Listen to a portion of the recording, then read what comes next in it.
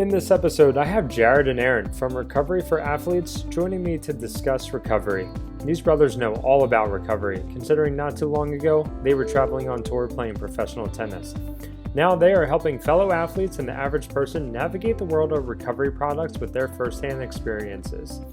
We discuss what ultimately led them to creating Recovery for Athletes, their preferred recovery strategies, challenges in the emerging field, and much more. Be sure to check out their website link in the show notes to get your hands on recovery equipment today. Hope you enjoyed this one. The Prehab audio experience will teach you how to take control of your health through knowledge by optimizing performance, promoting longevity, and keeping your movement system in tune. Welcome to your host, the Prehab Guys.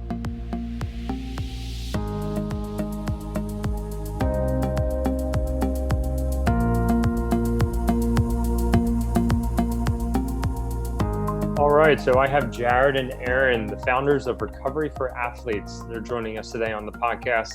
We're going to be talking all things recovery. Jared and Aron, thanks for coming on. Thank you for having us. Yeah, so, tell me a little bit about yourself, both of you guys. I know that you guys are brothers and you founded this company, but feel free to give us a little bit more background. Yeah, so my brother and I were both born and raised in Chicago, Illinois. We both played sports from a young age: baseball, basketball, soccer, tennis. And through growing up, we really gravitated towards playing tennis. And we eventually went on to play collegiately in college at the University of Illinois together. And then after that, we both began our careers as professional tennis players. We were both on tour. I'm 2 years older than him, than Aron. So I was on tour for about 3 years playing, got up to 300 in the world ATP, and then decided that I kind of want to look at different avenues to how I could bring more value to people. And one of the ways we came up together was with Recovery for Athletes. And we saw how much recovery equipment helped us in our careers and helped us stay healthy and improve the longevity of our tennis careers. So we really wanted to give as much of that to the nation as possible.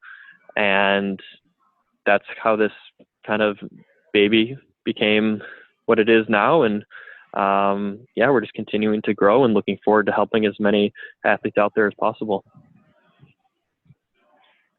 Awesome. So I want to go into this a little bit. Can you elaborate more on exactly what is Recovery for Athletes for anyone that isn't familiar with it? Yeah, for sure. So Recovery for Athletes it's our company where we have all recovery equipment, whether it's for fitness, for post-surgery, post-workout, anything that makes your body feel better after, like I said, workouts or fitness every product that we sell, we have used. So there's nothing that we don't have experience with, and we only sell the products that we actually know that work. So when you come to us, you know that you're getting a product that has been tried and tested by professional athletes ourselves, and that they actually do work. So that's kind of what differentiates us from, say, an Amazon or a big box store, where we're personally using these products in our own day-to-day tasks, so they really do work. Yeah, and when we have customers calling us, we can, from our experience, tell them exactly how it benefits us and how it can benefit them.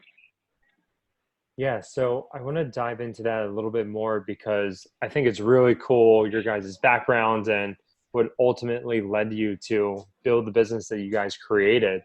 How have you seen recovery evolve over the years, from when you were playing high school sports versus when you guys were on tour to now where you're sort of trying to help guide other athletes trying to navigate this recovery world? Yeah. Go ahead, Aron. Yeah. So, I would say just the way recovery has evolved, we used to always have the foam rollers and maybe roll on a lacrosse ball, and then just the technology that's kind of evolved with the compression boost, and you got the massage guns like the Theragun that have really blown up the past few years. And so from our experience, when we started training at some of these top academies, the USTA and Saddlebrook in Florida, like these top tennis academies, we got to use this technology and get to really be exposed to it. For sure. And then conventional methods, whenever you sprained an ankle or did something, you'd always use rest, ice, compression, elevation. And now with how technology has changed, it's their products that do all of that for you in one. So it's no more filling up ice bags and getting a bag of peas and putting on your ankle. That there's true technology now that is developed to speed up your recovery. And that's what we're on the lookout for. And as more innovation continues, it's sky's the limit. There's just going to be so much more out there. Yeah, and I think it's funny that you brought up rice, because now the hot term, I think it came out maybe this year or last year, but the police.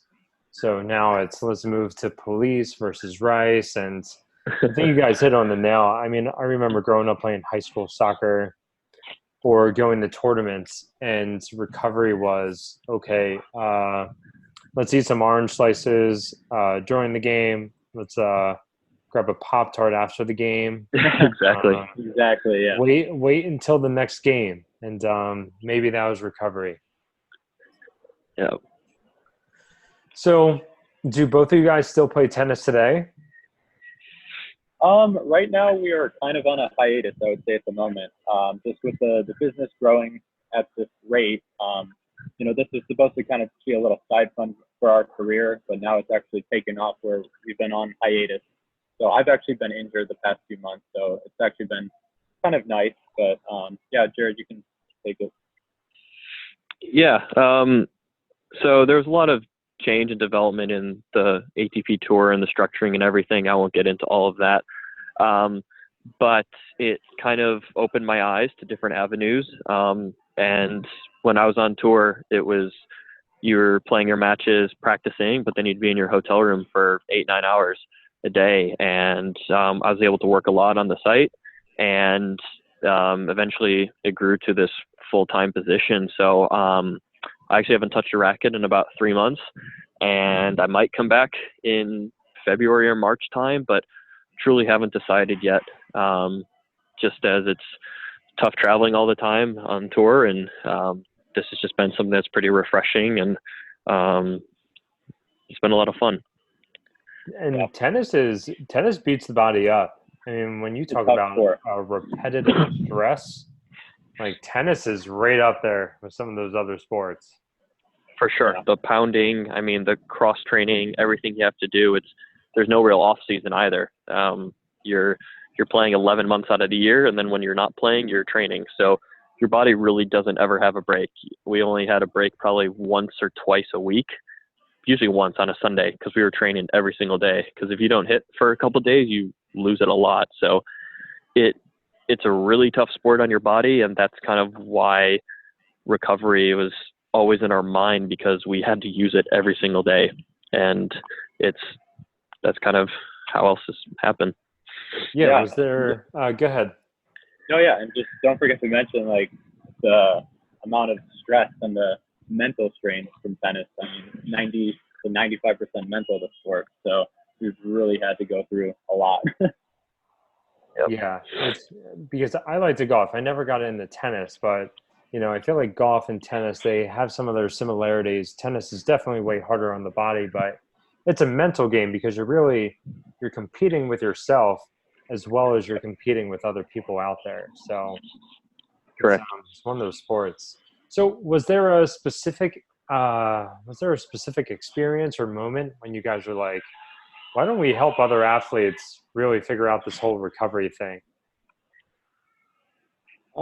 Yeah, I would say so. We're actually at a tennis tournament, and we saw all these players using these massage guns, and we got a gift for one of them, and we just decided, we're like, you know what, we know so much about this, and we wanted to kind of start a business together. We thought that would be pretty special for just us two doing something like that, and just grew like this. And I would love to ask you guys, since you both were professional athletes and you played competitively through high school and college, also throw it out there, Big Ten schools. I went to Penn State. You guys went to University of Illinois. Always good sports, the Big Ten schools.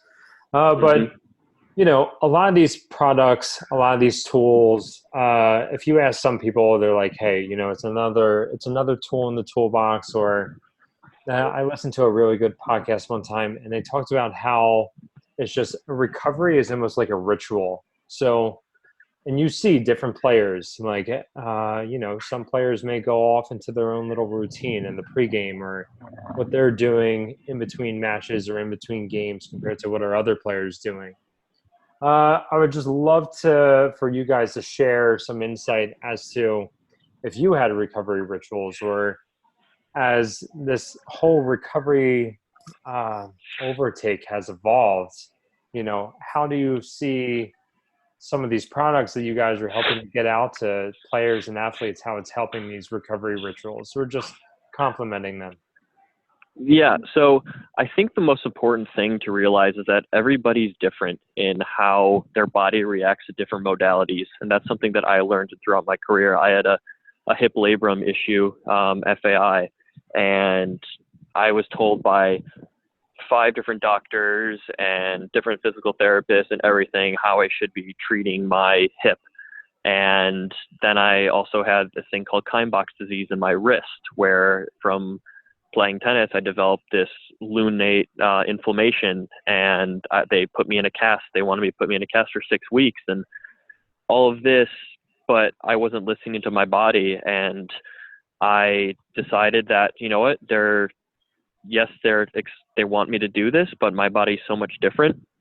And I kind of went out on my own to see what worked for me.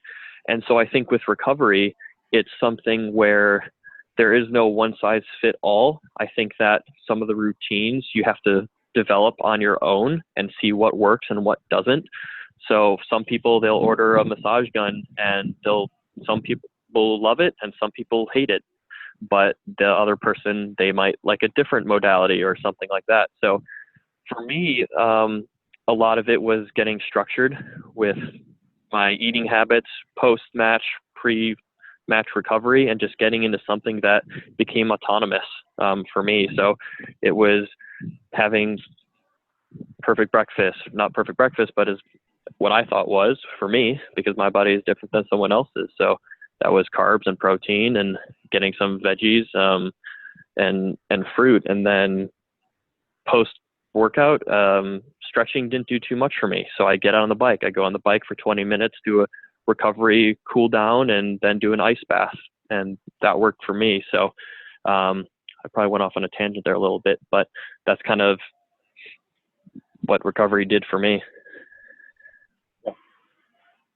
No, that's perfect, because now I would love for you, Aron, to share your insight, because you guys are brothers. So it may be similar, it could be totally different. I know I have a brother, and we're definitely different in many ways. So Aron, feel free to share some insight. Yeah, no, for sure. I mean, yeah, me and Jared, I would say we're very different just in our personalities. Jared's a bit more analytical and a bit more on the, the fun, creative side. But it kind of geared over into our tennis also, where Jared was the more cerebral thinker. I was had the talent, but maybe, got a little mentally off on some of my matches. But I would say we were both actually very strict with, just how we treated our bodies. We all ate really well. But yeah, I'm a bit the same though. Our body types were similar, where we're both very tight, and we seem to benefit most from, I would say, ice bath, compression boost type of recovery, as opposed to just stretching. And that I was pretty similar to that. But I did notice over time, I remember when I was in college, after a lot of matches, I would go to the ice bath, and I absolutely hated it because it was just so cold. So then I went to the compression boot route, and that actually helped me a lot. So I benefited from that, where just the next day, just the legs didn't feel so heavy, and over time it's helped. See, I feel like that's probably so interesting, because maybe, and we're talking maybe even just a few years ago, how, okay, you have so many players on a team, and, this could vary across sports, but all right, everyone head to the locker room, get an ice baths. Versus now, it may be a little bit different, right? It's, okay, everyone go to the locker room. Maybe we want all the athletes to do at least one recovery modality, but there's so many different options now that, and like you said, Jared, I think you hit it right on the nail that every athlete's body is different and everyone responds differently to different types of modalities. And I think that's why we've seen such a burst in different types of products and options because, excuse me, we're learning that everyone responds differently and people want to try different things that are going to help them feel better and perform better. For sure, 100%. And I think that's one of the things that our coach, Bred Dancer, and Marcos Asse did so well at Illinois was after our matches, he's like, we'd all huddle up and he'd be like, all right, each and every one of you, you know your body, go do what you need to do right now, but it has to be something. So some of us would go to the compression boots. Some of us would go to the ice bath. Some of us would go get Graston done. Some of us would get stretched, but everybody was different. Like with my hip, if I stretched it, the more pain I had. So I did a lot of soft tissue stuff for that. And it was just eye-opening that it's so true how everyone's different. And I think that's something that we learned. And that's why we see so many different products out there. I bet you guys are feeling pretty good now too, taking some time off and, not beating your bodies into the ground 7 days a week with practice and training. Definitely. Yep. Got to start working out though a bit more. I've been getting a little lazy. So I've been going at it though. Oh, nice. Yeah, New Year's around the corner, so yeah, we'll we gotta be get getting ready. back into it soon. So how is recovery different for you guys now today? So you may not be, competing professionally at this point in time, but what's your view on recovery now versus when you were training? It's pretty similar. It's hard to explain, but it's a lot of the products, like we only stopped playing not too long ago, so they're all still really fresh in our minds. And we see different athletes using it. We see Oklahoma's football team using our Theraguns on their sideline. It's funny because you understand the need for it that we thought were like, oh, we're this small group of people, just high level professional athletes that are using these products. But we've seen how many different people are out there that use recovery and are conscious of it. I think that's the biggest thing that we've seen is that we didn't know how many people actually knew about these products, but there are those people and there are a lot of people that take care of their bodies. We hear so much about just fast food and how everyone in the States is eating poorly, but it's really been eye-opening seeing how much people really do care about their bodies. And also, I would say just the amount of relationships that we've built again with our past athletic trainers and physical therapists that, we've known throughout our careers, and we're kind of rekindling with them, getting some insight from them and their knowledge, and that's helped us a lot also. Yeah, I was going to say, I bet you guys are very interested in now giving back to the sport as well as just sports in general that gave so much to you guys. So are you guys going to events? Are you rekindling relationships at, schools that you went to? That's something that I would say we could be planning more for 2020 is, we might start attending more events, getting a bit more out there, kind of doing some more cold calls and reaching out more. And then with our schools, they were probably the first people that we started this with, and our coaches are like, what do we need for our team? And he kind of gave us free reign on that. And so we've helped them out, and they put us in touch with other schools as well. And it's just continuing to develop those relationships and networking. That's awesome.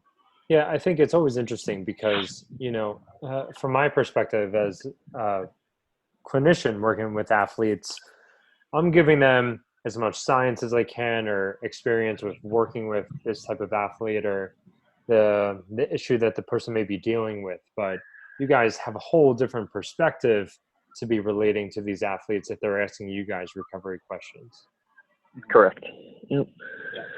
What would you say are some of the common questions or, some of the common misconceptions that you guys deal with on a day-to-day basis?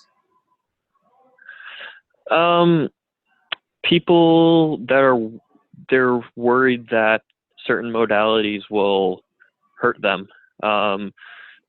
someone can ask, oh, I had a, trying to think of an example, someone that comes and says, oh, I had a fractured fibula a couple years ago, and I'm afraid that compression boots my doctor thinks they might be bad for it. And I sort of just tell them that the whole idea of it's to increase blood flow, and that could most likely benefit you in getting more blood flow to that area. So it's mainly we see people asking if it's going to hurt them, and people do their research. That's what we've learned. So we try and make everything as easy for them to read as possible, give as much information as possible. But my brother and I were the people answering the phone. So if they have questions, they can come right to us. I think another big question we get is if insurance covers a lot of the products, which is a yes and no sort of question. Like FSA and HSA, they cover a lot of it, but insurance in particular doesn't cover too much, which is interesting since they are FDA approved medical devices, but insurance doesn't cover it. So that's one interesting part of it. Yeah, that's fair. So I'm curious, what do you guys really like about where the recovery market and the recovery world is today versus maybe where would you want to see it go? Yeah, I mean, right now you can start to see a lot of, I mean, I was just watching an NFL game the other day and I see some guys using some massage guns on the sidelines. So, we know that the top athletes are using them. But, I believe that I can see more physical therapists, more athletic trainers starting to use them. And that could really kind of elevate the whole idea of, instead of being so hands-on with your hands on the physical therapy side, you can actually get technology involved with it. I think that'll be able to help a lot of patients out. For me, it's something where I'd like to see, I guess the whole intellectual property thing kind of take care of itself. Right now, we see so many different massage guns out there that all look the same, and they're made from the same places, but it just creates confusion out there.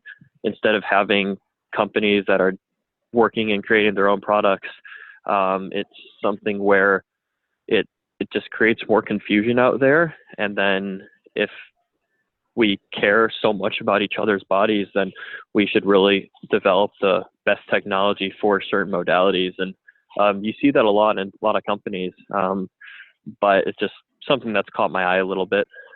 I'm sure you've seen as well, Craig. Oh my God, yeah, the massage guns, every week a new one's popping up. Yep. And you're right. It definitely confuses the consumer. So I think ultimately the average person just needs to understand what these things do and what they don't do. And other companies they're trying to make quick bucks, or they're trying to sell different promises. But ultimately, like you said, you got to try certain things. But I definitely don't recommend buy 6 different massage guns. And that's kind of exactly, and that's why we've gotten calls on calls of people that want us to sell their massage guns, and then we look at them and we're like, oh, this looks exactly like another brand. And it's like there becomes a point where, all right, we have the variety on our site that can meet every person's needs. If they want less power, if they want more power, if they want something quieter, if they don't care about the sound, we have something for everyone, and we're not just listing the next newest massage gun that isn't new.